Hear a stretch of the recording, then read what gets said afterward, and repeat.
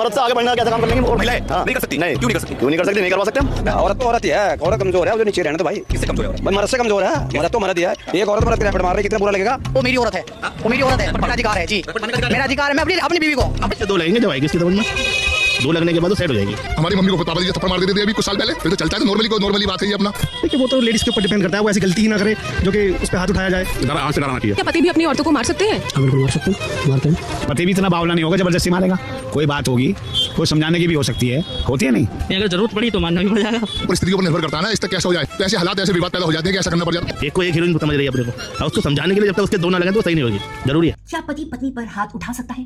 बिल्कुल उठा सकता है, इस बात में कोई प्रॉब्लम नहीं है। बल्कि एक आधा थप्पड़ अगर मार भी दिया तो क्या? तो तुम मर जाओगी क्या? एग्जैक्टली तुम मर जाओगी क्या? नहीं मरोगी। I totally agree to that, 100%। Salute है आपको सर। लेकिन क्या पत्नी पति के ऊपर हाथ उठा सकती है? नो। देखो, सबसे पहले तो ये फिजिकली बहुत ज्यादा डिफिकल्ट होने वाला है, एंड सेकेंडली ये हमारे संस्कार संस्कृति के खिलाफ है। भाई अगर आदमी को गुस्सा आया तो वो गाली दे सकता है, इवन मारपीट भी जस्टिफाइबल है। लेकिन अगर औरत को गुस्सा आया तो वो अपना गुस्सा कहाँ निकालेगी? वो गाली तो नहीं दे सकती है क्योंकि उनको अच्छा नहीं लगता है, एंड मारपीट भी कैसे ही करेगी? Just like I told you, it is physically very gonna be very difficult. To be honest, तुम एक आधा थप्पड़ भी नहीं मार सकती, बिकॉज यू नो व्हाट, वो हमारी संस्कार संस्कृति के खिलाफ हो जाएगा। तो औरत क्या करे? मतलब क्या वो चुपचाप मार खाती रहे और पलटकर एक बार भी नहीं कर सकती? So the answer is yes.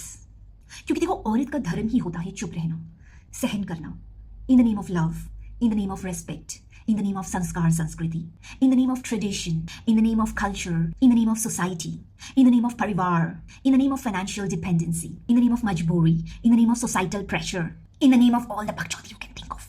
अब देखो, ये जो पूरी बात है कि आदमी जो है वो औरत को सुधारने के लिए, उसको कंट्रोल करने के लिए, उसको समझाने के लिए, उसको ट्रेन करने के लिए मार सकता है, लेकिन औरत जो है वो कुछ नहीं कर सकती है। वो नहीं मार सकती, वो गुस्सा नहीं कर सकती, वो गाली भी नहीं दे सकती, वो अटैक भी नहीं कर सकती, वो कुछ नहीं कर सकती है।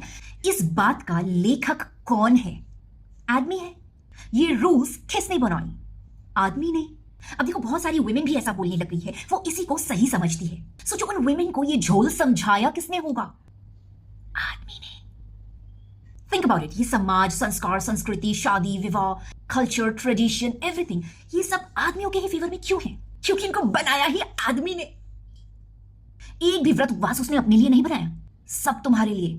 सोचो क्यों? ताकि तुम पूरा दिन एक कोने में बैठ के झिंगा लाला करती रहो, और नौकरी, business, travel, world tour, awards, पैसा, प्रॉपर्टी, गाड़ी, वर्ल्ड टूर, ऑल मेल। भाई आदमी को अच्छी चीज दिखेगी तो वो खाएगा ही ना। तो औरत को चाहिए कि वो खुद को ढक कर रखे।